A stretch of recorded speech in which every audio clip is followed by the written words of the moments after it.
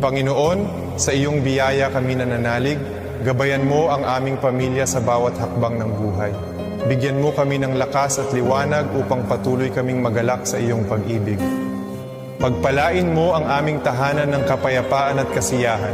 Lahat ng miyembro ng pamilya, mula sa mga anak hanggang sa matatanda, ay iyong protektahan at ingatan. Naway lagi kaming magbuklod ng mahigpit sa iyong awa at grasya.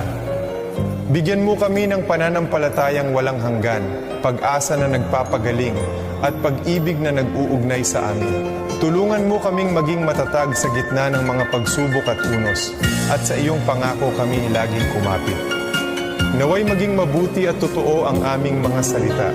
Sa lahat ng aming iniisip, sinasabi at ginagawa, turuan mo kami ng pasensya at pag-aalaga.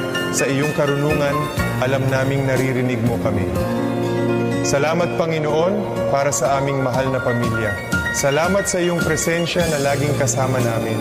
Gabayan mo kami, yakapin at pag-isahin upang sa iyong mga kamay ay matatagpuan namin ang aming kaluluwa. Amen.